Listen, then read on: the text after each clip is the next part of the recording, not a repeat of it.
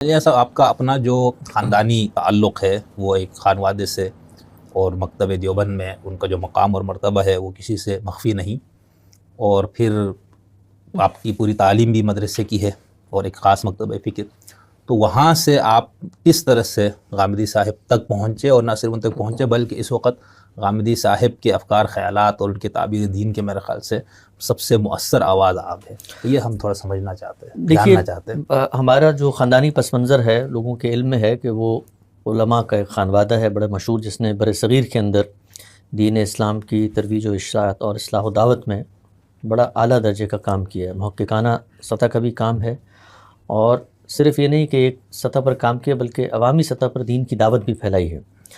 تو ہمارے دادا پردادا وہ بھی بر صغیر میں یہ جو ہماری مشہور علمی روایت ہے اسی کے ساتھ جڑے ہوئے تھے، دیوبند کے فاضلین تھے، امروہہ میں انہوں نے اپنا ادارہ بھی قائم کیا، اور اسی طرح سے پر نانا جان یہ سب لوگ بھی دین کو اوڑھنا بچھونا انہوں نے بنایا۔ ہمارے والد صاحب ایک ایکسیپشن تھے کہ وہ 1968 میں کراچی آئے، اور یہاں آنے کے بعد انہوں نے جدید تعلیم حاصل کی۔ جدید تعلیم حاصل کرنے کے اثرات ہیں جو پھر آگے ہمارے فیملی پر بھی ہوئے۔ ان کے ہاں جو چیز بطور امتیاز کے پائی جاتی تھی اس خاندان میں وہ یہ تھا کہ چیزوں کو کرٹیکلی دیکھنا ہے، جو معلوم شدہ حقائق ہیں ان کا تجزیہ کرنا ہے، پہلے سے قائم شدہ تصورات کی تحلیل کرنی ہے، یہ ان کی ایک طبیعت کے اندر اللہ نے چیز ڈالی تھی۔ پھر جب انہوں نے جدید تعلیم حاصل کی تو اس کو بڑے سائنٹیفک انداز میں گروم بھی کیا۔ تو ہم بچپن سے ان کو دیکھتے تھے اپنے ہی خاندان کے بزرگوں اور علماء کے ساتھ مکالمہ مباحثہ کرتے ہوئے، جس میں وہ ان کو چیلنج کر رہے ہوتے تھے ان کے مختلف مذہبی نظریات پہ۔ تو ہمارے پس منظر اور داخل میں تو اپنے بزرگوں کی عظمت علمی پیوست تھی، لیکن کہیں نہ کہیں پس منظر میں جو والد صاحب کی ایک انڈائریکٹ تربیت ہے اس کے اثرات بھی نمایاں نظر آتے تھے۔ تو مجھے یاد ہے میں بہت بچپن میں متاثر ہوا مولانا طارق جمیل صاحب کی جو دعوتی سرگرمیاں ہیں ان سے ایک تعلق بھی ہے، آج بھی ہے، اس زمانے میں بہت زیادہ تھا، تبلیغ میں نے وقت لگایا کافی۔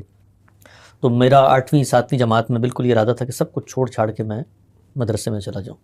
تو ان کی یہ کوشش تھی، انہوں نے مجھے سمجھایا بجھایا آمادہ کیا، اور وہ ہمیشہ ایک جملہ کہتے تھے، وہ کہتے تھے کہ مولوی نہیں بننا، اسکالر بننا ہے۔ اچھا، تو مجھے کبھی بھی یہ فرق اس وقت سمجھ میں نہیں آتا تھا، مطلب مولوی میں یا کسی ایک عام سے عالم میں اور اسکالر میں فرق کیا ہوتا ہے۔ تو پھر جب تھوڑی تھوڑی عمر بڑھتی رہی، وہ اپنا شعور ہم تک کمیونیکیٹ کرتے رہے، تو پھر کچھ چیزیں سمجھ میں آنے لگیں۔ اسکالر جو ہے وہ چیزوں کو ایک دوسرے زاویے سے دیکھتا ہے، وہ مسالک کا پابند نہیں ہوتا، اس کے اندر وسعت ہوتی ہے، اس کو تاریخ، زبان و ادب، قانون، فقہ، سیاست، عالمی عرف حالات، ان سب کی واقفیت ہوتی ہے، تو اس کا ایک ہولسٹک پرسپیکٹیو ہوتا ہے۔ تو وہ خود تو چونکہ عالم نہیں تھے، اس سطح پر افکار و نظریات تو نہیں پیدا کر کے مجھ میں منتقل، لیکن ایک انہوں نے بنا رکھی، اور وہ ہمیشہ کہتے تھے کہ آپ کی جو یہ رسمی تعلیم ہے اس کو پورا ہونا چاہیے۔ تو ان کے ہی کہنے پر میں نے پھر جو 12-14 جماعتیں ہوتی ہیں بڑا دل پہ پتھر رکھ کے میں نے وہ پڑھا، اور پھر میں مدرسے میں چلا گیا۔ تو مدرسے میں جب ہم گئے تو جذبہ ہوئی تھا، جو ہمارے اسلاف اور بزرگوں کی ایک روایت ہے اسی کی امین بن کے ہم گئے، لیکن کچھ ہی عرصے بعد وہ جو باتیں ان کی تحت شعور میں تھیں وہ کچھ سامنے آنے لگیں۔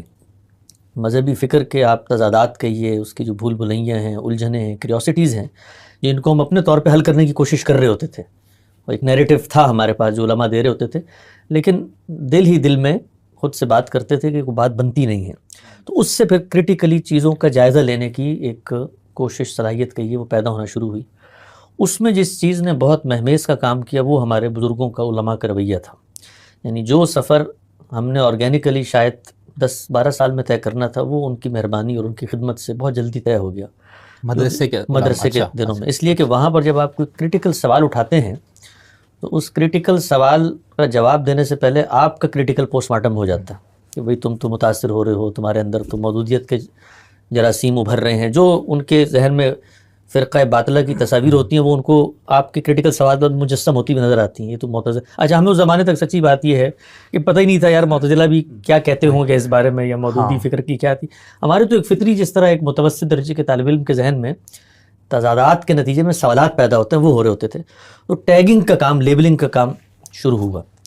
تو اس ٹیگنگ اور لیبلنگ سے اللہ تعالیٰ نے انسان کو جو شعور دیا ہے نا، وہ کبھی بھی تضادات میں نہیں جیتا۔ اس کے اندر کیوریوسٹی کی ایسی صلاحیت ہے کہ وہ آگے بڑھ کے حقیقت کو تلاش کرنا چاہتا ہے۔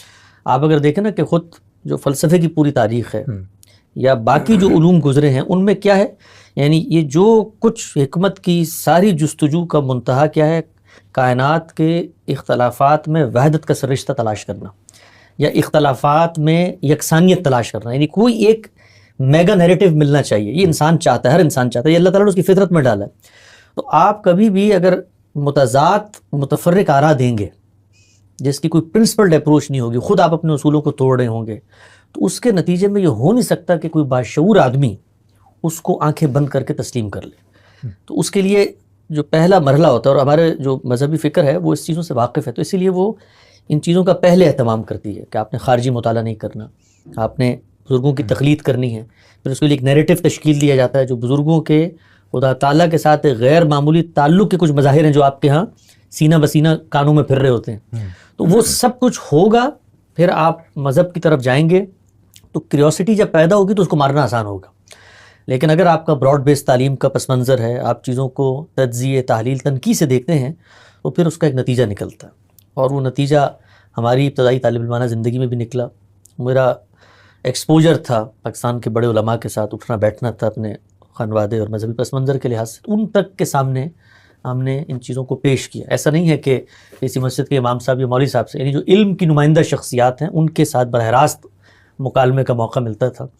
تو کچھ ہی عرصے بعد یہ اندازہ ہو گیا کہ یہ جو چیلنجز ہیں، جو سوالات ہیں، ان کے جواب میں بنا استدلال طے ہے، اور وہ ہے امت کی اجماعی روایت. یعنی چونکہ ایک جمع غفیر، ایک اجماع، ایک بڑا طبقہ یہ بات کرتا ہے، تو یہ خود اپنی ذات کے اندر ایک بہت بڑی دلیل ہے. تو اس کو اگر آپ نہیں مانتے، مجھے یاد ہے میں جب جاتا تھا بزرگوں کے پاس، سوالات کا سلسلہ ہوتا تھا، تو وہ ایک جملہ مجھے کہتے تھے کہ اس معاملے میں کہ آپ کا ذہن صاف نہیں ہے، یعنی یہ تو متفق علیہ معاملہ ہے. تو جب یہ کہا جاتا نا ذہن صاف نہیں ہے، تو ذہن کو یہ لگتا تھا کہ یار اس سے بڑی تو تمہاری کوئی توہین نہیں ہو سکتی. یعنی ذہن تو استدلال کے نتیجے میں صاف ہوتا ہے. ذہن جو ہے وہ آباء کے تصورات کو موروثی طور پہ اخذ کر لینے سے صاف نہیں ہوتا. تو ذہن کی جو صفائی ہے اس کا جو کام ہونا چاہیے تھا وہ نہیں ہوا. تو پھر ایک لمبا وقت ہے، 6-7 سال کا زمانہ ہے، جس کے اندر کچھ ابتدائی حالات ہیں، کچھ رد عمل کے حالات ہیں، کچھ برزخی کیفیات ہیں. پھر یہ جو مکتبہ فکر ہے، خود اس کو پڑھنے کا ایک پورا سفر ہے، چونکہ ان کا 10-15 ہزار صفحات کا لٹریچر ہے. کسی بھی نئی پرنسپلڈ اپروچ کو سمجھنے میں وقت لگتا ہے. تو کرتے کرتے اللہ تعالیٰ نے مجھے یہ موقع دیا کہ خود اس نظام فکر کے ایک بڑے آدمی کے ساتھ مجھے رہنے کا اور ان کے ساتھ کام کرنے کا اور ان کے افکار و نظریات کو سمجھنے کا موقع مجھ سے میسر آیا. اور گزشتہ 15 سال سے اللہ کا بڑا فضل ہے، میں ان کی خدمت میں حاضر ہوں، اور جو کچھ دین کا علم انہوں نے سیکھا ہے وہ اپنے طالب علموں کو سمجھاتے ہیں. سوالات وہاں بھی ہم کرتے ہیں، وہاں بھی کبھی اپنے آپ کو اس پر آمادہ نہیں کیا کہ جس عہد کو لے کر ہم ایک فکری دھارے سے دوسری جگہ پر آئے ہیں اس کا یہاں پر انتقال نہ ہو. تو غامدی صاحب کے ساتھ شب و روز مکالمہ ہوتا ہے، مباحثہ ہوتا ہے، بلکہ بسا اوقات یہ سچی بات میں آپ سے عرض کرتا ہوں کہ اس درجے میں چلا جاتا ہے کہ کہیں ہمیں ان پر ترس آ رہا ہوتا ہے، یار یہ تو ہم زیادتی کر رہے ہیں. یعنی ٹھیک ہے ایک آدمی بڑا کشادہ ظرفی کا اظہار کرتا ہے، لیکن انہوں نے اس جو ہمارے اندر کی ایک آپ کا یہ لٹک ہے اس کو مرنے نہیں دیا، اس کو آمادہ رکھا ہے. اور ان کے ساتھ بھی جو ان کے ارد گرد لوگ ہوتے ہیں وہی ان کے محبوب ہوتے ہیں جو ان کے ناقدین ہوں، ان کی فکر کو کرٹیکلی انالائز کریں، کیونکہ ان کا مقصد بھی یہ ہوتا ہے کہ وہ ذہن صاف نہیں کرنا چاہتے، وہ اپنا جو ذہن ہے اس کو صاف کروانا چاہتے ہیں. یعنی آپ ان کے پاس جائیں اگر کوئی تنقید لے کے، تو وہ تنقید کو سننے کا جو حوصلہ ہے وہ تو ایک طرف، یعنی اس آدمی کے اندر ایک شدید خواہش پیدا ہوتی ہے کہ ہو سکتا ہے آپ کی تنقید کے نتیجے میں مجھے ریویو کرنے کا موقع مل جائے، میں اپنے افکار و نظریات کو دوبارہ سے کرٹیکلی انالائز کروں. تو اس پس منظر میں اس مکتبہ فکر سے تعارف ہوا، اور اب چونکہ اس کو پڑھتے لکھتے ہوئے 10-15 سال ہو گئے ہیں، اور جو امت کی علمی روایت ہے اس کو پڑھ کے ہم اس طرف آئے تھے، تو اب تقابل بھی کر لیا ہے، جو منہاج ہیں ان کے سرشتے بھی دریافت ہو گئے ہیں، پرنسپلز بھی معلوم ہیں.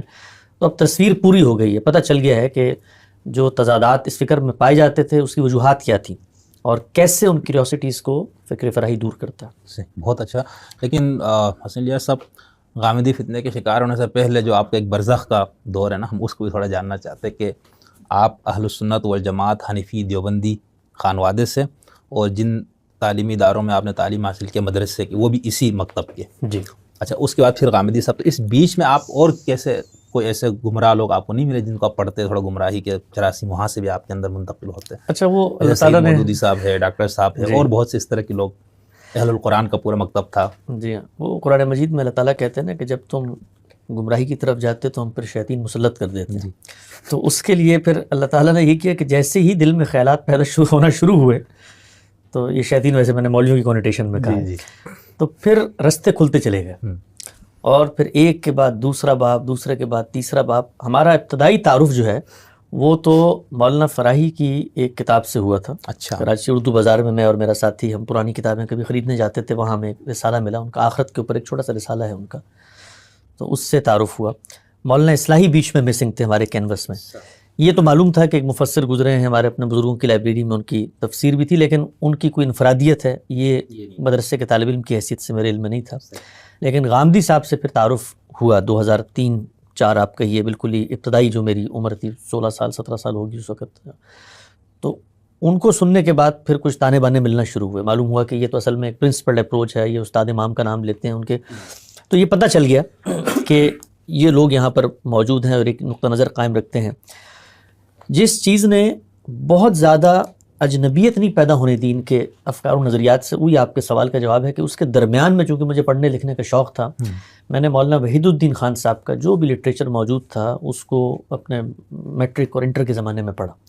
اور اس کے بعد بھی کیونکہ ان کا جو طرز تحریر تھا وہ جدید پڑھے لکھے لوگوں کو بہت متاثر کرتا ہے, یعنی وہ صرف ایک مذہبی آدمی اس کو نہیں پڑھتا, ایک جدید پڑھا لکھا آدمی پڑھتا ہے.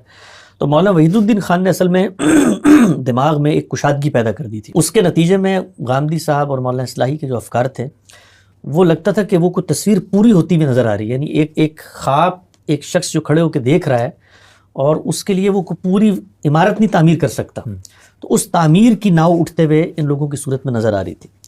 پھر مولانا مودودی علیہ رحمہ کو بھی پڑھا ہم نے, جو ان کی نمائندہ چیزیں ہیں, تفہیم القرآن وغیرہ, اس کو دیکھا. تدبر قرآن تو سب کن میں اور میرے ساتھی نے بیٹھ کے پڑھی ہم نے. تو پھر یہ اندازہ ہوا کہ اصل میں یہ جو پوری فکر ہے, اس فکر کے اندر بھی کافی سارے لوگ ہیں جو خود اس پرنسپل اپروچ کو لے کے برزخ کی ایک زندگی گزار رہے ہیں.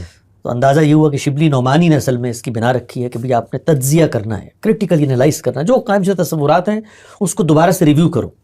تو شبلی نے یہ کام کچھ تاریخ پہ کر کے دکھایا. تاریخ کا مجھے شوق تھا تو شبلی کی کچھ چیزیں پڑھی, اندازہ ہوتا تھا کہ یہ چیلنج کر رہے ہیں. خود ان کی سیرت النبی میں بعض روایات پہ تنقیدات. تو اب جو مذہبی ذہن ہوتا ہے اس کے لیے تنقید ایک بہت ہی اچنبے کی چیز ہوتی ہے, کیونکہ وہ تو ایک مانی جانے والی خبر کو پرسیو کر کے آگے جا رہا ہوتا ہے.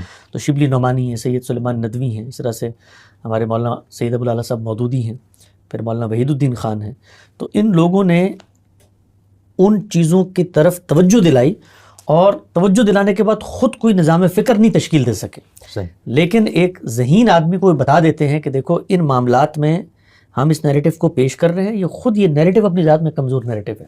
یعنی ہر ایک نے کچھ نہ, مولانا وحید الدین خان ہے مثلا, انہوں نے جہاد ایک بڑی کیوریوسٹی ہے 21ویں صدی میں, پہلے تو پوری دنیا ہی کر رہی تھی, فاتح آتے تھے غلبہ تغلب کی بنیاد, لیکن اس دور کے اندر حریت فکر کی بات ہوئی, اسی طرح سے نیشن اسٹیٹ کی بات ہوئی, خود جو فاتحین تھے ان میں کچھ تہذیب آئی, تو اس کے نتیجے میں مذہبی فکر کرائسس کا شکار ہوئی.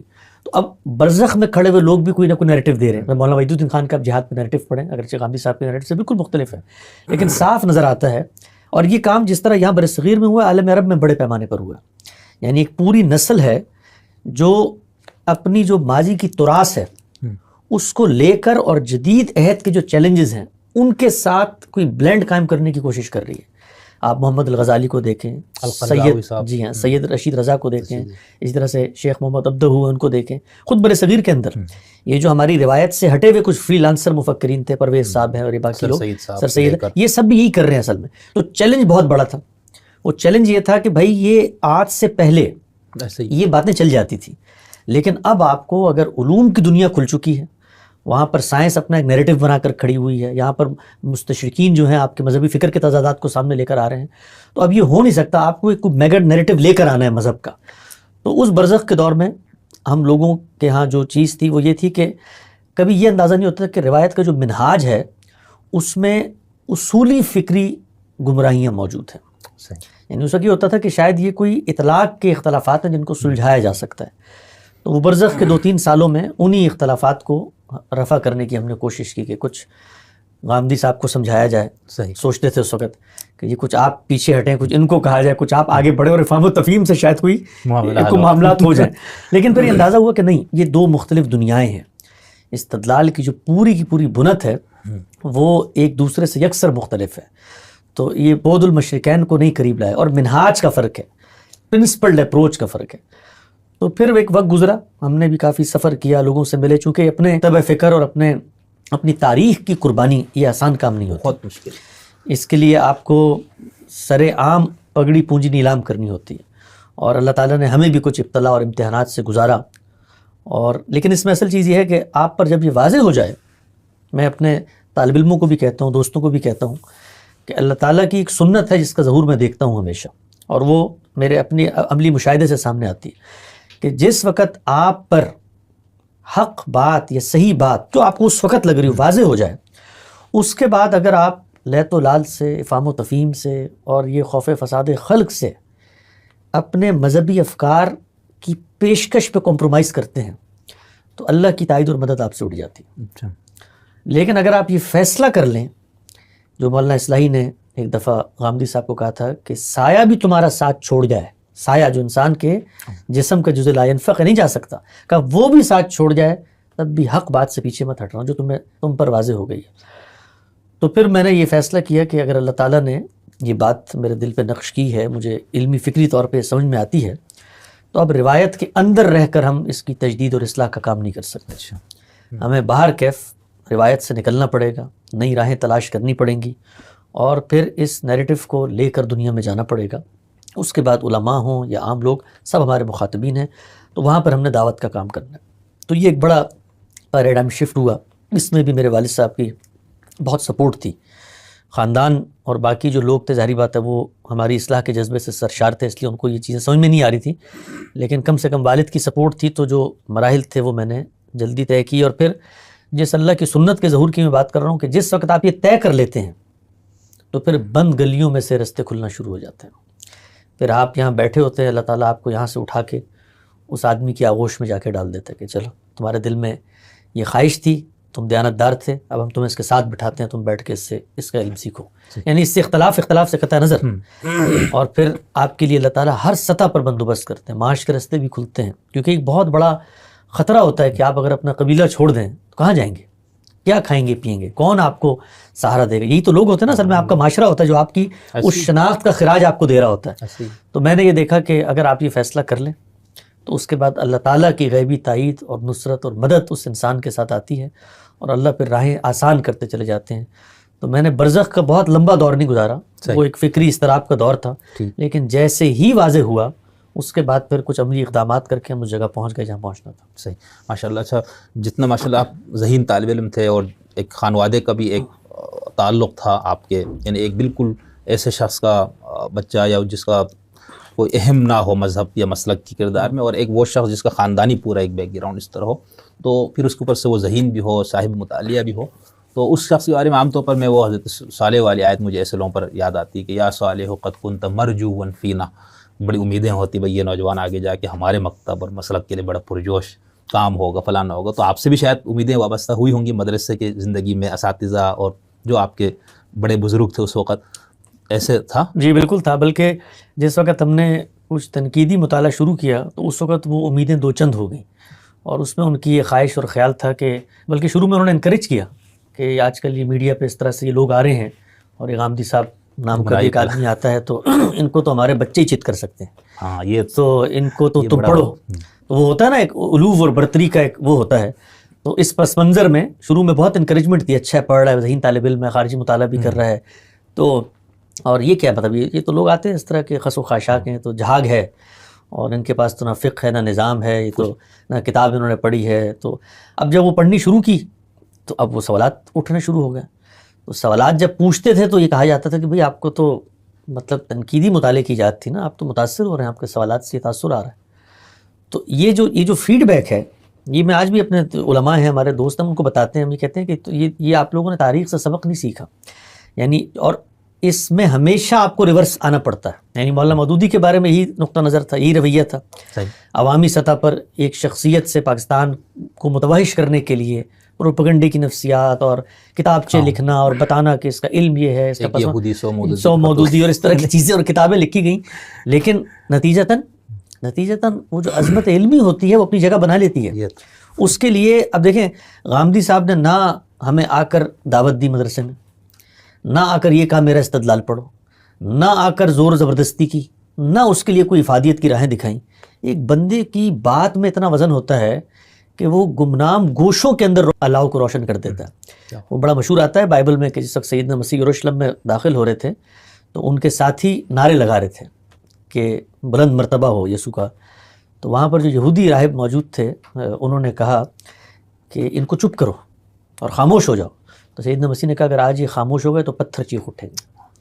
تو ہم یہی بتاتے تھے ان کو کہ یار یہ بندے کی جو بات ہے، یہ بات تو ہمارے دین کی عظمت کی بات کر رہا ہے، یعنی یہ تو ان تضادات کو حل کر رہا ہے جن کو حل آپ نہیں کر سکے، تو اس کی تو خدمت میں ہمیں حاضر ہونا چاہیے اور بتانا چاہیے کہ بھئی تم ہماری ملت کے آدمی ہو، ہمارے دھرتی سے اٹھے ہو، ہمارا سرمایہ ہو، اور یہ تمہارے اندر تمہاری افکار و نظریات آئے ہیں، کچھ ہمیں سمجھ میں نہیں آ رہے، کچھ پہ اختلاف ہے اور کچھ چیزیں کیا شاندار ہیں۔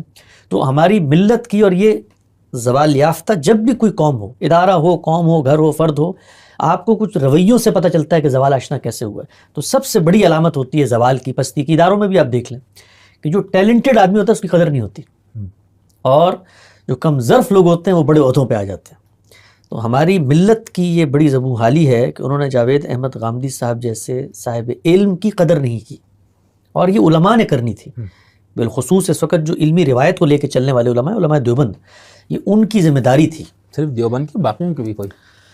ہاں باقیوں کو بھی کہہ سکتے ہیں، لیکن چونکہ پاکستان کے اندر ایک بہت بڑا تعلیم کا نظام، مدارس کا نظام، پھر فکری تحریکیں، اپنا پس منظر لے کے ہندوستان سے یہاں لوگ منتقل ہوئے، باقی علماء بھی صحیح، تو چونکہ یہ ایک غلبہ رکھتے ہیں تو ان کی اولین ذمہ داری تھی، اور خود ان کی فکر جن مراحل سے ہو کے گزری ہے وہ ان تمام نشیب و فراز سے واقف ہے، یعنی مکتبہ فکر کیسے بنتا ہے، اس کے اندر آراء کیسے ہوتی ہیں۔ دیوبند کی بات، دیوبند تو اصل میں پیچھے حنفی روایت کے اوپر کھڑا ہوا ہے، وہ حنفی روایت 800 سالہ ایک تاریخ رکھتی ہے، اس کے اپنے اندر ارتقاء، علوم کا ارتقاء، نظریات کا ارتقاء، خود سراج الائمہ کی جو آراء ہیں ان سے 80% مختلف آراء فقہ حنفی میں ہیں۔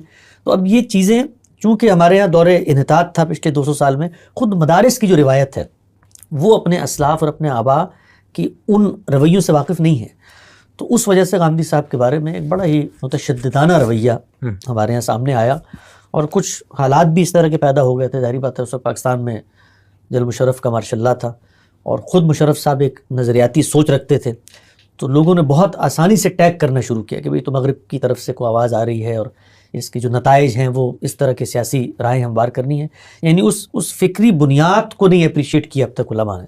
اب میرا خیال ہے کہ وہ مرحلہ آیا ہے کہ جب ان کو پتہ چلا ہے کہ بھئی یہ تو ایک پورا مکتبہ فکر ہے اور ان کو 100-150 سال کی تاریخ ہے، اور ان کے بھی کچھ اکابرین پائے جاتے ہیں جن کے آگے جو ہے عظمت علمی کے قصے جو ہیں، اگرچہ ہم اپنے اکابرین کے وہ قصے نہیں سناتے ان کے ساتھ جو اللہ تعالیٰ کی اس طرح کی چیزیں ہوتی ہیں، اس کے باوجود بندازہ ہو رہا ہے معاشرے کو اور وقت لگتا ہے۔ تو میں بھی پر امید ہوں کہ اگر ہم شائستگی کے ساتھ علمی انداز میں اپنے علماء کو مخاطب کر کے یہ بتانے کی کوشش کریں کہ یہ اصل میں خدا کے دین کی بقا کی جنگ ہے جو اس وقت سامنے آ رہی ہے، اس میں تمہارے جو مسلکی اختلافات ہیں اور یہ فروعی چیزیں ہیں ان کی کوئی اہمیت نہیں ہوگی، یعنی جس بچے کو تم دیوبندی، بریلوی، اہل حدیث بنانا چاہتے ہو اس کو اس وقت مسلمان رکھنا ناممکن ہے۔ تو یہ جو شخصیت ہے اس کے ٹھیک ہے ابھی تم لوگوں کا کینوس اتنا بڑی نہیں ہوا کہ اس کے تمام چیزوں کو تم ڈائجسٹ کر سکو، لیکن استفادہ کرو اس سے، تو اس سے خود تمہارے دینی فکر کی پریزنٹیشن میں بہتری پیدا ہوگی۔ ٹھیک، بہت اچھا۔ اچھا حسن الیاس صاحب، یہ تھوڑا ہمیں بتائیں کہ غامدی صاحب سے آپ لوگوں کا کوئی خاندانی کوئی تعلق اور رشتہ داری بھی تھی کیا، اور دوسرے کہ آپ پہنچے کیسے غامدی صاحب تک، اور نہ صرف ان تک پہنچے بلکہ آپ بالکل اہل البیت میں شامل ہو گئے ماشاء اللہ سے، ٹھیک ہے، اگر اہل بیت میں داماد شامل نہیں ہوتا غامدی صاحب کے نزدیک جی، لیکن تو اس کے ساتھ ساتھ آپ نے مطلب علمی لحاظ سے بھی ان سے نہ صرف استفادہ کیا بلکہ ہم تو یہی دیکھتے کہ آپ بہت مؤثر انداز سے ان کے فکر کو، ان کے ان سب چیزوں کو آپ آگے پہنچاتے ہیں، تو یہ تھوڑا سا ہمیں بتائیں نا کہ پہنچے کیسے غامدی صاحب، کوئی رشتہ داری تھی، کوئی نہیں؟ کوئی رشتہ داری نہیں، کوئی تعلق نہیں ہمارا، تو مطلب کسی 7 نسلوں کا دور دور سے کوئی تعلق نہیں، صحیح، کوئی واقفیت نہیں، ہم تو یہیں کراچی میں رہتے تھے اور یہیں پہ مدرسے میں پڑھتے تھے، تو یہاں پر حالات بہت خراب ہوئے میرے لیے، مجھے پھر کراچی چھوڑ کے جانا پڑا انہی فکری مسائل اور نظریات کی وجہ سے۔ پھر میں نے اسلام آباد میں اپنی تعلیم جاری رکھی، لیکن ایک جو اللہ تعالیٰ نے آپ کہیے اللہ کی ایک عنایت ہے، وہ یہ کہ جو بات مجھے سمجھ میں آتی ہے وہ میں بغیر کسی خوف اور تردد کے اس کا اظہار کرتا ہوں۔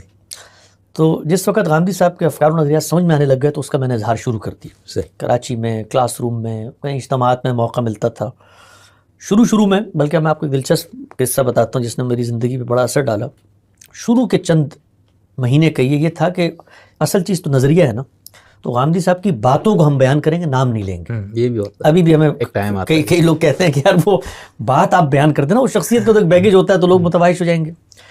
تو مجھے پہلی دفعہ زندگی میں کسی پروگرام میں مدعو کیا گیا ایبٹ آباد کے اندر، اور بہت ہی ابتدائی زمانے کی، 2006 کی بات ہوگی، میری عمر اس وقت کوئی اتنی نہیں تھی، 20 سال عمر ہوگی. تو وہاں بڑے بڑے اشتہارات لگے، اور فلاں کا نواسا، فلاں کا پوتا، یہ اور وہ القابات، اور یہ نوجوان آ رہے ہیں، یہ وہ.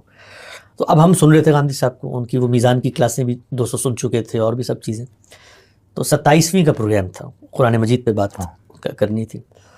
تو اب میں نے، ظاہری بات ہے غامدی صاحب کی چیزیں ذہن میں تھی، تو میں نے یہ کہا کہ میں روایتی مولویوں والی تقریر نہیں کروں گا، بلکہ میں جو غامدی صاحب کا قرآن مجید کے بارے میں یہ آپ نے چیزیں ہیں تو میں اس کو بغیر نام لیے وہاں پیش کروں. تو میں نے وہاں جا کر تقریر کی، کو گھنٹے ڈیڑھ کی تقریر تھی، جس میں قرآن کی عظمت اور اس کی، اور میرا یہ خیال تھا کہ اس پر تو کسی کے حاشیے خیال میں بھی یہ بات نہیں آئے گی کہ یہ کہیں باہر کی بات ہے، کیونکہ قرآن تو سب کا ہے.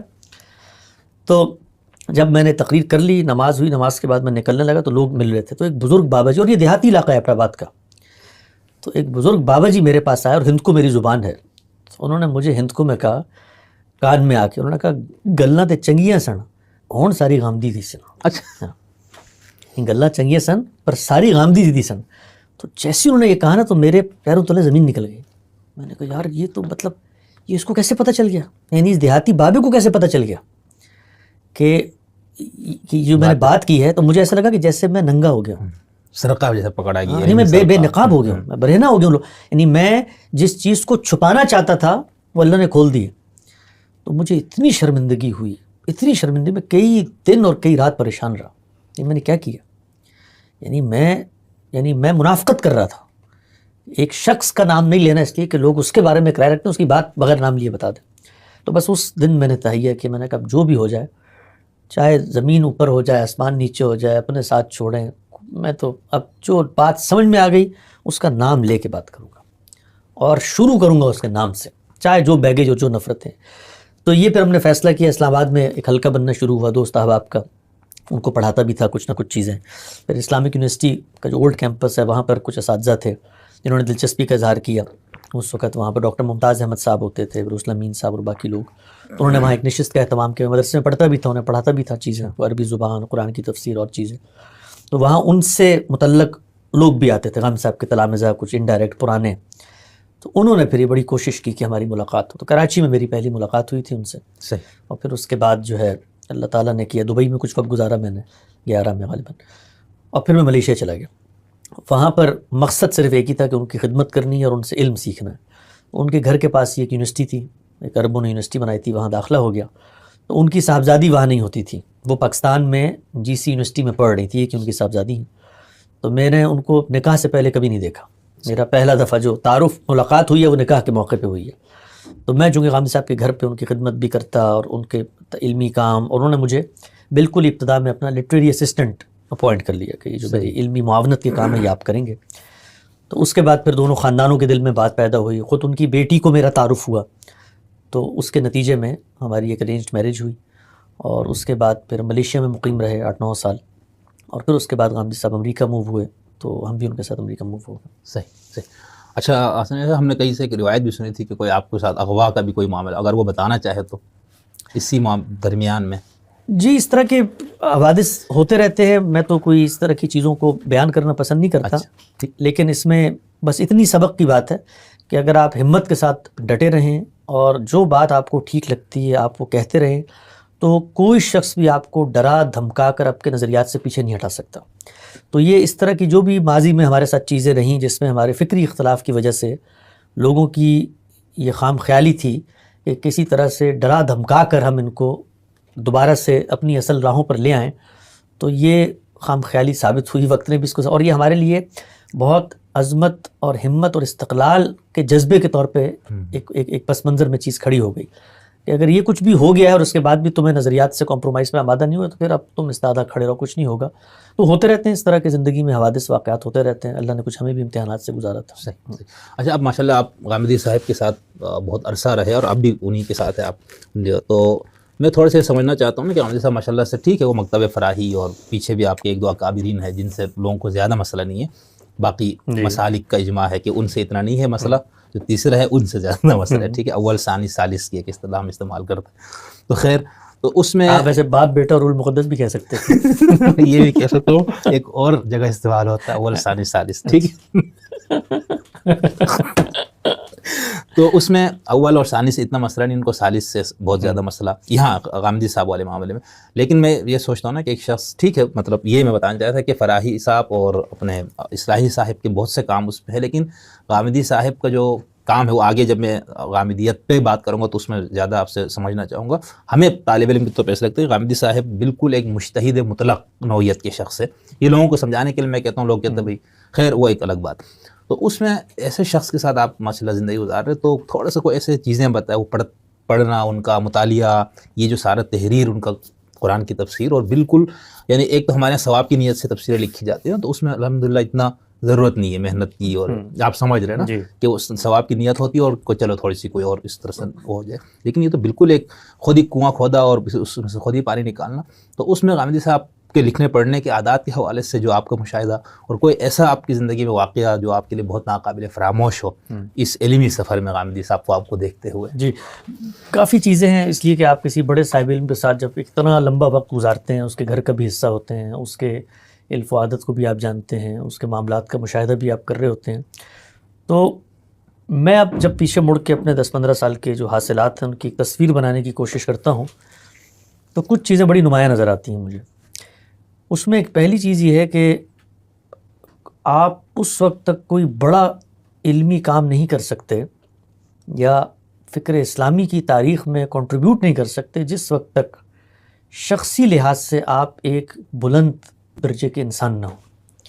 یعنی عام طور پہ لوگ یہ سمجھتے ہیں نا کہ ایک شخص بڑا ذہین ہے یا اس کا مطالعہ بہت وسیع ہے, یا اللہ تعالیٰ نے اس کے اندر یہ مجتہدانہ بصیرت اور صلاحیت رکھ دی ہے, افکار و نظریات کو بنانا اور بیانیہ تشکیل دینا اور اظہار کی اس کے اندر قدرت, ملکہ اور طاقت ہے. مجھے یہ لگتا ہے کہ اللہ تعالیٰ کا جو دین ہے, جس طرح انہوں نے کہا ہے کہ کچھ لوگ ہوں جو نکلیں اس دین میں تفقہ پیدا کریں اور پھر اپنی قوموں کی طرف جائیں, تو ختم نبوت کے بعد یہ بات تو ٹھیک ہے کہ اللہ تعالیٰ کا محسوس مخاطبہ نہیں ہوتا دنیا میں, اور ہدایت اور سررشتہ ان کا آخری وقت تک طے ہو چکا ہے, لیکن اللہ کے دین کو قیامت تک ریلیونٹ رہنا ہے. تو اس ریلیونسی کو برقرار رکھنے کے لیے خود اللہ تعالیٰ مخلوقات میں سے کچھ لوگوں کو اٹھاتا ہے. اٹھانے کے بعد ان کے اندر پوٹینشیل ٹیلنٹ تو ہوتا ہے, لیکن اگر وہ ایک خاص درجے میں اللہ کے ساتھ قرب اور ربط اور بندگی کا تعلق پیدا نہ کریں تو پھر ان چیزوں کا ظہور نہیں ہو سکتا.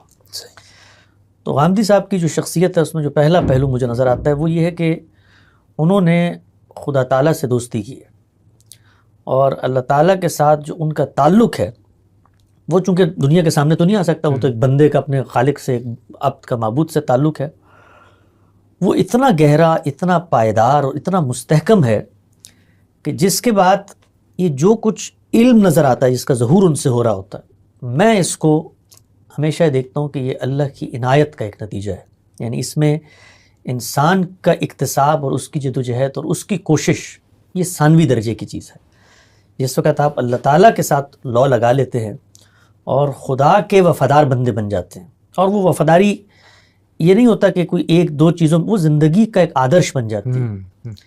یعنی ان کے ساتھ وقت گزار کے مجھے یہ اندازہ ہوا کہ ان کی تمام تر توجہات کا جو مرکز اور محور ہے وہ خالق کی منشا کی یافت, اس کی خواہش کو دریافت کرنا اور اس کے ساتھ اپنے تعلق کو مضبوط کرنا, اور اس کے نتیجے میں خالق ایک انسان کو جیسے دنیا میں دیکھنا چاہتا ہے, ایک ایسا انسان کہ جو لوگوں کے حقوق ادا کرے, ایک ایسا انسان کہ جس کے ہاں خالق کی جو شریعت ہے اس کی پابندی آخر درجے میں ہو, ایک ایسا انسان جو احسان کے جذبے سے سرشار ہو, ایک ایسا انسان جو اپنی آخرت کے بارے میں ہر وقت متفکر رہے, اور ایک ایسا انسان کہ جس کا اوڑھنا بچھونا وہ نماز ہو. تو مجھے یہ لگتا ہے کہ ان کو جو یہ جو ایک اتنا بڑا امپیکٹ نظر آتا ہے, لوگ عام طور پہ جو خود غامدی صاحب سے آپ نے دیکھا ہوگا زیادہ جو لوگ متاثر ہوتے ہیں وہ جدید پڑھے لکھے لوگ متاثر ہوتے ہیں, یہ سیکولر لوگ کہیے یا جنہوں نے کوئی موسیقی پہ رائے سن لی ہے یا پردے پہ رائے سن لی ہے, تو ان کو لگتا ہے کہ یار یہ ہمارے پیکج میں فٹ ہوتا ہوا آدمی ہے. لیکن مجھے یہ لگتا ہے کہ جب ان کے سامنے غامدی صاحب کی پوری تصویر آئے گی نا, یہ جو پیکج وہ پورا دے رہے ہیں, یہ تصویر تو وہ مایوسی کی جگہ پہ جائیں گے. اور میں یہ بات اکثر کہتا ہوں، لوگ مجھے کبھی کبھی کہتے بھی ہیں، دوست احباب کبھی جو طنز تاریخ چلتا رہتا ہے کہ یار مغرب آپ لوگوں سے بڑا خوش ہے، تو میں نے کہا میں اس کی نفی نہیں کرتا، ہو سکتا ہے اس وقت جو ہمارے نتائج فکر ہیں وہ مغرب کے جو اس وقت توقعات ہیں ان کے مطابق ہو سکتا ہے وہ چاہتے ہو مسلمان انلائٹنڈ ہو، مسلمان ہتھیار نہ اٹھائیں، وہ سب ہو جائے، اور ہماری فکر نے اس کو ایک علم ہی دے دیا. لیکن جیسے آپ ان کو مہذب فاتح کہا امریکہ کا، بہت خوش ہوگا امریکہ. ہاں امریکہ بہت خوش ذاتی طور پر. ہے. لیکن مجھے لگتا ہے میں ان کو کہتا ہوں کہ اگر یہ مغرب کے علم میں ہمارا پورا پیکیج آ جائے نا، ہاں جس کے ورلڈ ویو میں خدا نہیں نکل سکتا اور ان کے ورلڈ ویو میں خدا کی وفات ہو چکی ہے، ہاں ایسا ہی ہے، تو یہ ہماری فکر کبھی بھی انہیں قابل قبول نہیں ہو سکتی. تو پہلی چیز جو آپ نے پوچھی مجھ سے کہ غامدی صاحب کہ یہ شب و روز معمولات، اس میں ہر چیز ابتدا سے انتہا تک، دن میں سفر ہو، کمٹمنٹس ہوں، معاملات ہوں، ان میں اصل اہمیت خدا سے تعلق اور نماز کی ہوگی. یہ چیزیں آگے پیچھے نہیں ہو سکتی، ان کے یہاں کوئی کمپرومائز کی گنجائش نہیں ہے. یہ باقی سب چیزیں نفل نوعیت کی چیزیں ہیں جو زندگی میں چل رہی ہوتی ہیں. تو اللہ تعالیٰ نے پھر اس کی عنایت کرتا ہے اللہ تعالیٰ، اور اس کے نتیجے میں وہ علم نافع عطا کرتا ہے، اور پھر اس کی برکات اور ثمرات آپ کو نظر آتے ہیں. یعنی اس وقت ہزاروں نہیں لاکھوں لوگوں کو جو دین اسلام کا شعوری طور پر دامن چھوڑ کے کھڑے ہوئے تھے، غامدی صاحب ان کو واپس اسلام کی شناخت میں لے کر آئے ہیں. لوگ اس کا ظہور نہیں کرتے، نہ ہم اس طرح کی چیزوں کو کوئی اپنے ایٹریبیوٹ کے طور پہ بیان کرتے ہیں کہ بھائی اس فکر نے دیکھو کتنے لوگوں کو یہ کر لیا اور کون سا. لیکن جب ہم لوگوں میں نکلتے ہیں، لوگ ملتے ہیں، تو بتاتے ہیں کہ کیسے ہم مذہب کی طرف آئیں، تو اللہ کی عنایت اور احسان. دوسری چیز یہ ہے کہ زندگی کا ایک نقشہ اور لاہ عمل، ڈسپلن. غامدی صاحب کا ایک انٹرویو ہے ڈاکٹر ممتاز صاحب نے کیا تھا، غالباً 1973 یا 74 کا انٹرویو ہے. اچھا. اس وقت ان کی عمر 22-23 سال تھی، اور انہوں نے اس زمانے میں پاکستان کے جو بڑے علماء تھے ان کا انٹرویو کیا. اس میں مطلب مولانا ایوب جان بنوری کا انٹرویو ہے، مولانا مودودی کا انٹرویو ہے، اس طرح کے لوگوں کا، یعنی جو بڑے لوگ تھے اس زمانے.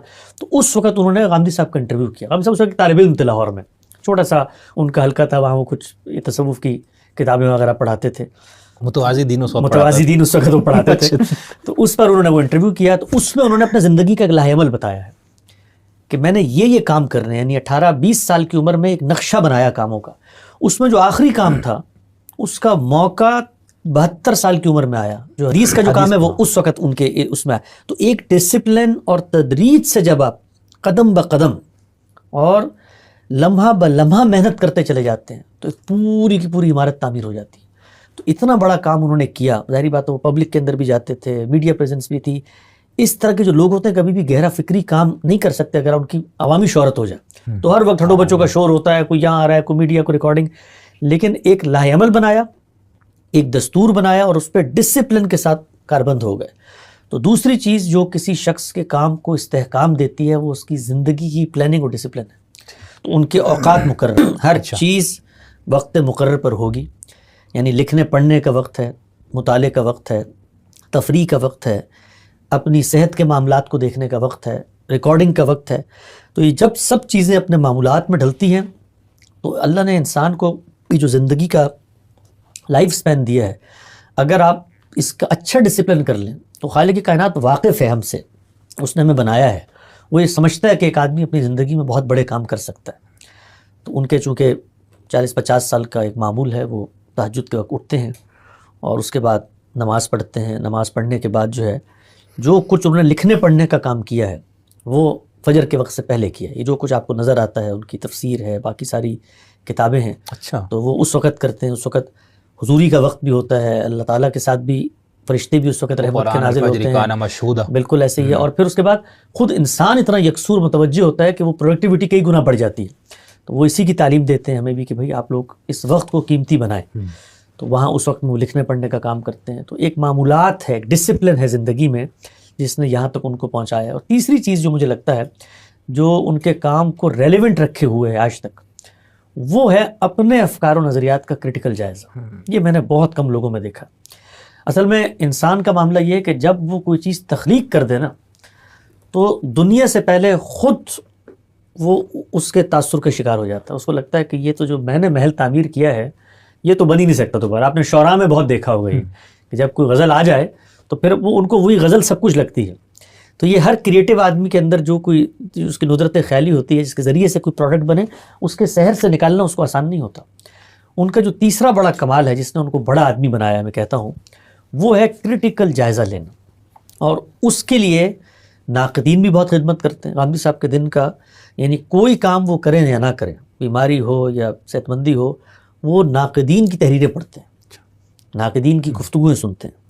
اور ہم جب ان سے گفتگو کرتے ہیں اور ہم جو طالب علم ان کے حلقے میں ہوتے ہیں, ان سے بھی ان کا یہی ہوتا ہے کہ آپ نے کوئی تازہ تنقید پڑھی ہے, کوئی نقد پڑھا تو پیش کریں, بتائیں, اور پھر اس پہ تبادلہ خیال آپ کی کیا رائے ہے اس کے اوپر. آپ یعنی کوئی جامد مقلد محضوں کی جماعت بنانا مقصود نہیں ہے, خود اپنے طلبہ کے اندر یہ شعور اجاگر کیا جائے کہ بھائی تم لوگ خود سوچنا سیکھو, اگر یہ فکر پہ اعتراض ہوا تو ہو سکتا ہے ہماری غلطی ہو. تو اس کے لیے وہ اپنے فکر کو ریویو کرتے رہتے ہیں. تو اس ریویو کے عمل میں مطالعہ کبھی باسی نہیں ہوتا. اسی لیے آپ دیکھیں لوگ عام طور پہ پوچھتے ہیں ان سے, میں نے پچھلے دنوں گفتگو بھی کی تھی کہ جی آپ یہ کیسے دے دیتے ہیں سوالوں کے جواب. تو وہ سوال کا جواب دینے بیٹھے نہیں ہیں, وہ حقیقت کی تلاش میں سرگرداں ایک شخص ہے, وہ اس کی زندگی کے حقائق ہیں جو جب آپ اس سے پوچھتے ہیں تو وہ آپ کو بیان کر دیتا ہے. تو میں لوگوں کو بتاتا ہوں کہ میں نے ہزاروں گھنٹوں کی ریکارڈنگ کی ہے, لیکن میں کبھی غامدی صاحب کو سوال نہیں بتاتا کہ جی آج اس موضوع پہ بات ہوگی. تو جو کچھ علم ہوتا ہے وہ حاضر موجود علم ہوتا ہے. تو آپ اگر ان 3 چیزوں کو مجھے لگتا ہے اپنا لیں, پھر اللہ تعالیٰ نے غیر معمولی خدا داد صلاحیت تو ہوتی ہے. پس منظر میں ایک منہاج کھڑا ہوا تھا اپنے پرنسپل اپروچ کے ساتھ, اس پہ پھر غامدی صاحب نے تعمیر کا کام کیا ہے, پوری عمارت کھڑی کی ہے. اور مجھے لگتا ہے کہ اس سب کے بعد ایک اور چوتھی چیز بھی اب میرے ذہن میں آتی ہے جو بڑے لوگوں کو بڑا آدمی بناتی ہے, وہ ہے تواضع, وہ ہے انکساری, وہ ہے عاجزی. یعنی علم جس طریقے سے وہ کہتے ہیں کہ غزالی کہتے ہیں نا کہ یہ سانپ بن جاتا ہے, تو علم آنے کے بعد جو علم کا بیگیج ہے نا اس کو اٹھانے کے لیے آپ کو ایک ظرف بھی چاہیے ہوتا ہے, ایک شخصیت بھی چاہیے ہوتی ہے. تو میں نے اپنی زندگی میں بڑے علماء دیکھے ہیں, بڑے علم والے لوگ دیکھے ہیں, لیکن شخصی اعتبار سے اللہ نے ان کو وہ محاسن نہیں دیے ہوتے. تو وہ علم اپنا اظہار نہیں کر پاتا, اثرات نہیں ڈال پاتا. تو میں کل بھی کسی سے کہہ رہا تھا کہ کسی نے پوچھا آپ اتنے عرصے سے ہیں, کوئی ایک خصوصیت بتائیں. تو میں نے کہا مجھے تو جو چیز سب سے زیادہ متاثر کرتی ہے وہ یہ کہ غامدی صاحب جیسے بڑے آدمی کی مجلس میں بیٹھ کے کوئی شخص اپنے آپ کو چھوٹا محسوس نہیں کرتا. یعنی وہ ایک خانسامہ بھی ہو, وہ ایک کوئی خاکروب بھی ہو, وہ آ جائے گا وہاں بیٹھ جائے گا اور ان سے تبادلہ خیال کرے گا, تو اس کو لے گا میں تو برابری کی سطح پہ کھڑا ہوں. تو یہ جو عاجزی آتی ہے نا, تو پھر اس میں بھی اللہ کی عنایات ہوتی ہیں.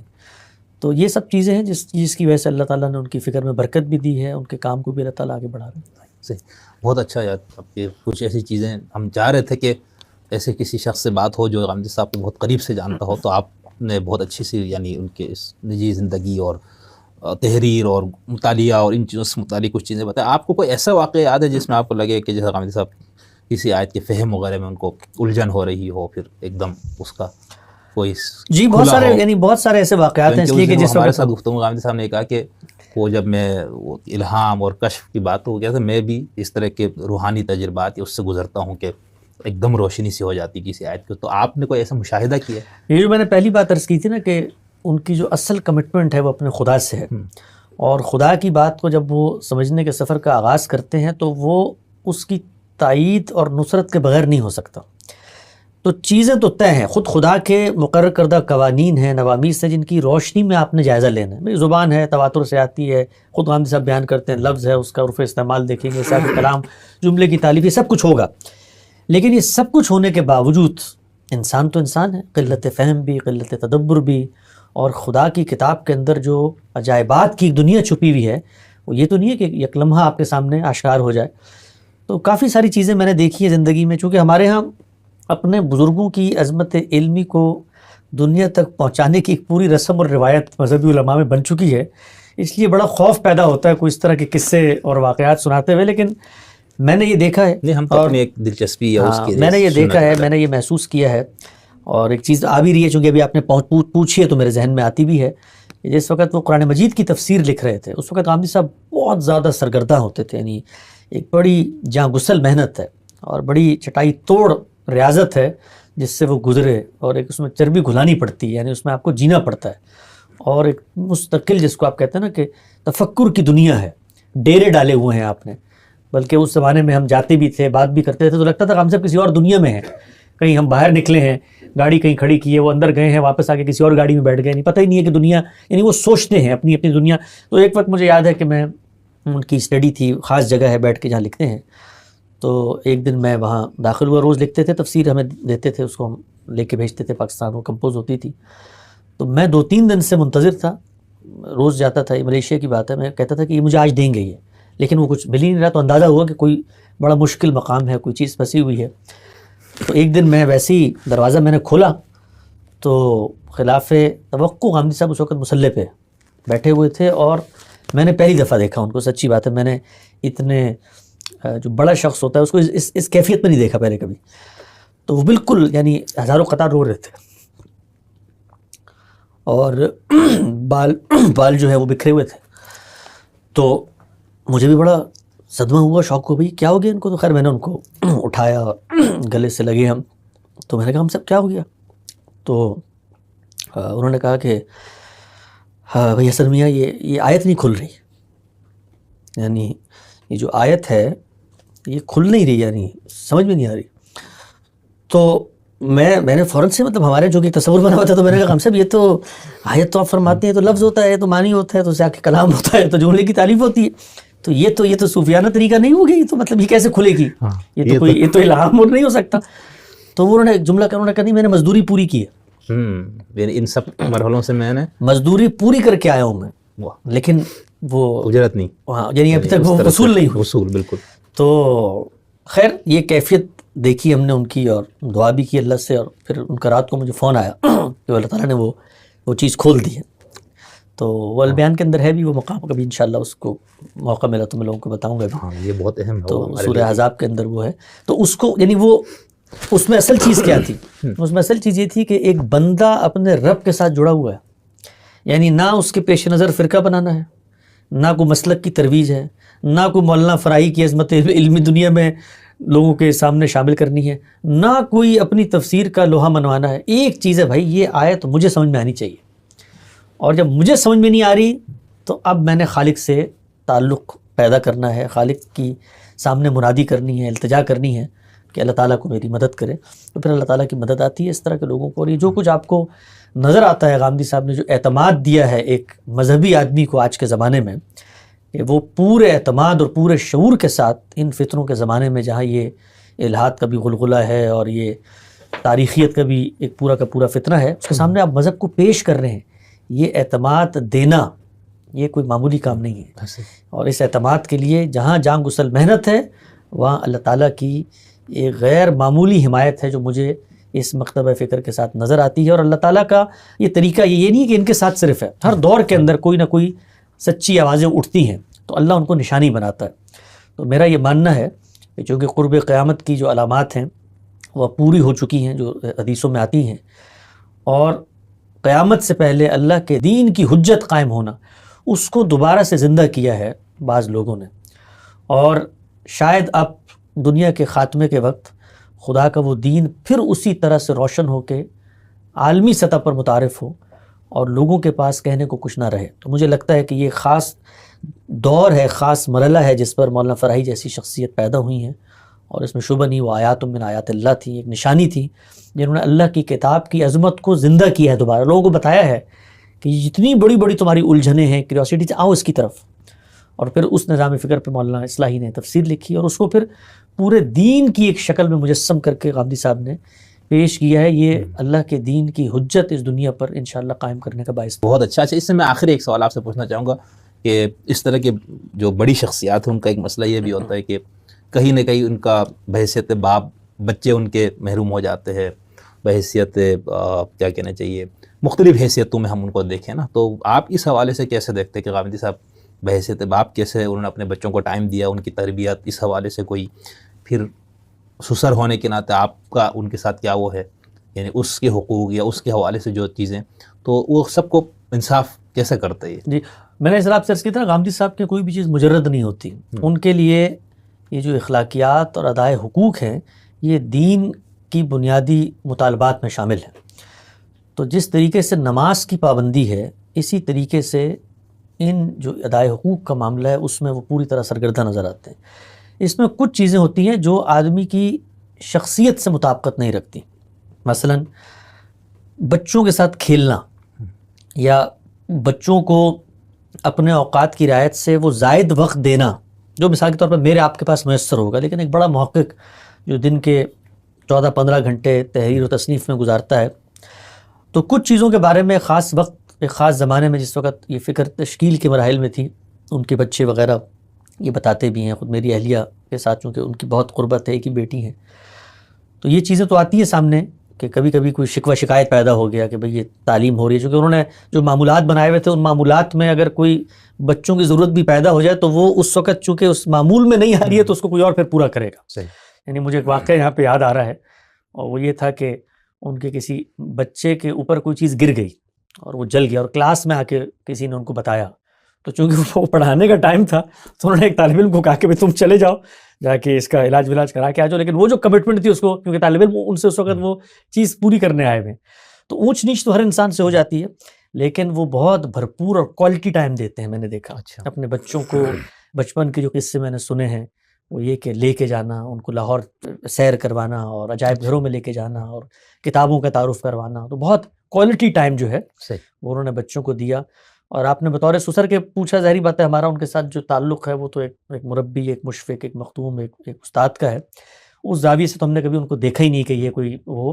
لیکن اس سب سے ہٹ کے میں اگر کہنا چاہوں تو شاید اس پوری دنیا میں شاید غامدی صاحب سب سے اچھے سسر ہیں، کیونکہ وہ انہوں نے یہ کبھی احساس ہی نہیں ہونے دیا کہ بھئی آپ کوئی باہر کے آدمی ہیں جو اس گھر میں آئے ہیں اور اب آپ سے ہمارا رشتہ بن گیا ہے. تو ان کے لیے اصل تعلق تو ایک شاگرد کا تھا، لیکن وہ شاگرد جب گھر کا حصہ بن گیا تو اس سے محبت میں افزونی ہوئی، اضافہ ہوا. اور ان کے پھر میں نے آپ سے عرض کیا کہ ہر چیز ایک ہولسٹک پرسپیکٹیو میں ہوتی ہے. تو مجھے یاد ہے اس وقت میرا شادی کا معاملہ ہو رہا تھا، تو مجھے یہ احساس ہوا کہ یار یہ غامدی صاحب ٹھیک ہے بہت بڑے عالم ہیں، یہ سب ہیں، لیکن باپ بھی تو ہیں، تو دل میں بھی تو کچھ توقعات، خواہشات. ایک ہی بیٹی ہے ان کی اور بہت پڑھی لکھی ہیں. انہوں نے یعنی غامدی صاحب کی طرح ہی ان کو مطالعے کا شوق ہے، فلسفے کا، ادب کا پس منظر ہے. پھر انہوں نے سائیکالوجی میں پی ایچ ڈی وغیرہ، اور پھر یہ کلینکل سائیکالوجسٹ ہیں وہ. تو اتنی جدید پڑھی لکھی خاتون، اتنے بڑے آدمی کی بیٹی ہیں، دنیا کی ظاہری بات ہے نظریں اٹھتی ہوں گی، خواہشات بھی ہوتی ہوں گی لوگوں کی، لیکن اللہ نے اگر ہمارے لیے یہ معاملہ کیا ہے تو ایک باپ کے دل میں تو کسک ہوتی ہوگی نا کہ یار بچی ہے. اب یہ تو طالب علم میں، حالانکہ جس وقت ہماری شادی ہوئی اس وقت ہمارا ذریعہ آمدن بھی نہیں تھا، اور اس وقت کوئی اس طریقے کا مستقبل بھی نہیں تھا، نہ صلاحیتیں پتہ تھی، نہ کچھ ظہور ہوا، اور 25-26 سال کی عمر میں میری شادی ہوئی. تو اس موقع پر میں ایک دن غامدی صاحب کی خدمت میں حاضر ہوا، یہ ذہن بنا کر کہ میں بطور باپ کچھ ان کے لیے تسلی کا سامان کروں گا. تو میں نے کچھ 2-4 جملے کہے، تو ایک جملہ میرے منہ سے نکلا تو وہ ان کی بالکل چہرہ سرخ ہو گیا اور غصے میں آ گیا. یعنی بہت کم غصہ ہوتا ہے، یعنی کیفیت بالکل تبدیل ہوگی. تو میں نے یہ کہہ دیا کہ جی مجھے اندازہ ہے آپ باپ کی صورت میں سوچتے ہوں گے بچی کا مستقبل یہ، تو میرے پاس تو ابھی وسائل اس طرح کے نہیں ہیں، لیکن میں یہ آپ سے عہد کرتا ہوں کہ اللہ تعالیٰ نے جو مجھے دیا ہوا اس کے اندر میں یہ سامان کروں گا، اور ابھی تو وقت ہے انشاءاللہ کوئی نوکری کر لوں گا، اللہ تعالیٰ کو آسائے. تو جیسی میں نے یہ مال کی بات کی نا کہ یہ میں کر لوں گا اس سے آپ کی بیٹی، تو بالکل چہرہ سرخ ہو گیا. انہوں نے کہا آپ خدا کی مزدوری کرتے ہیں، اور خدا کے مزدوروں کے ساتھ یہ سوچ کے توقع وابستہ کرنا کہ ان کے پاس مال آئے گا تو اس سے یہ کریں گے، میں اس کو خدا کے دین کی توہین سمجھتا ہوں. آپ میری بیٹی کو سڑک کنارے جھوپڑی میں رکھیں مجھے کوئی فرق نہیں پڑتا، آپ دین کے طالب علم ہیں، اور دین کے طالب علموں کا رزق اللہ کے ذمہ ہوتا ہے. تو میں اگر اس تحقیق میں بھی پڑھوں نا آپ کے بارے میں کہ آپ کہاں سے رزق کمائیں گے، میری بچی کا کیا ہوگا، تو یہ میں آپ کی اہانت نہیں کر رہا، خدا کے دین کی اہانت کر رہا ہوں. تو اس سطح پہ چونکہ ان کے ساتھ ربط رہا، تعلق رہا، آج بھی روز کی ظاہری بات ہے چونکہ ملاقات ہوتی ہے، دن کے 10-12 گھنٹے ہی ان کے ساتھ گزرتے ہیں جاگتے ہوئے. تو اتنے چھوٹے چھوٹے کرائسز آتے ہیں، چھوٹی چھوٹی چیزیں ہم دیکھتے ہیں جس میں اندازہ ہوتا ہے کہ اس شخص کے لیے اصل اہمیت لوگوں کے حقوق ادا کرنے کی. انسان ہے، انسان کی حیثیت سے کبھی کبھار اگرچہ بہت زیادہ تہذیب نفس انہوں نے اپنی کی ہے، غصہ نہیں آتا، لیکن کبھی کبھی آ بھی جاتا ہے کسی خاص موقع کے اوپر. مجھ پہ اگرچہ بہت کم آیا ہے، اتنا کبھی نہیں آیا، مجھے نہیں یاد کہ کبھی انہوں نے غصے سے مجھ سے کوئی جملہ بھی کہا ہو، یا کوئی اس غصے یا لب و لہجے کے اندر تلخی آئی ہو، یا کرختگی کا، یا کوئی خشونت کا کوئی روکھا جملہ، کبھی نہیں مجھے یاد. لیکن کبھی کسی کے ساتھ کوئی معاملہ ہو گیا ہو تو اس پہ پھر ان کو اگلے ہی لمحے میں نے نادم پایا. یعنی یہ نہیں ہے کہ وہ جس طرح ہمارے یہاں ہوتا ہے نا، وہ غلطی کر بیٹھے تو پھر ایک فلسفہ بناتے ہیں اس کا، تو یہ نہیں ہے. عذر گناہ جو دینا، ہاں عذر گناہ ہو جاتا ہے. تو ان کے لیے چیزوں کی بڑی اہمیت ہوتی ہے، جو یعنی چیزوں کی جو تنظیم ہے، وہ جس ماحول میں رہتے ہیں اس کو بھی ڈسپلن ہونا ہے، اور اللہ تعالیٰ نے ان کو ایک حصے جمالیات بھی دی، اور یہ بھی انسان کی شخصیت کا حصہ ہوتی ہے. وہ اگر نہ لے کر آئے تو وہ حصے جمالیات کا ظہور ہے جو پھر اس کے کام میں ہو رہا ہوتا ہے. وہ جو تنظیم آپ کو نظر آتی ہے، افکار کے اندر ربط نظر آتا ہے، ایک بیان کی ندرت اور اسلوب کی بانت، یہ سب اسی حصے جمالیات کا. تو ان کے ہاں اس چیز کی اہمیت ہوتی ہے کہ جب وہ اٹھتے ہیں بیٹھتے ہیں، وہ سب چیزیں یعنی نظیف ہونی چاہیے ان کے اندر جمالیاتی پہلو. تو مجھے آپ نے بات کی تو قصہ یاد آیا کہ کیونکہ ہم یہ سب خدمت کرتے ہیں جو ان کی اس طرح کی چیزوں میں ہوتی ہے. تو ایک دفعہ ہم نے صوفے کے اوپر کپڑا لگوانا تھا. تو ان کو بڑا چیزوں کا پتہ ہے, مٹیریلز کا پتہ ہے, اور ان سب چیزوں کی ان کے بڑی ایک ذوق اور ایک تحقیق بھی ہے. تو ہم گئے, ہم نے وہاں پر ایک کاریگر ڈھونڈا امریکہ میں, ڈیلس میں.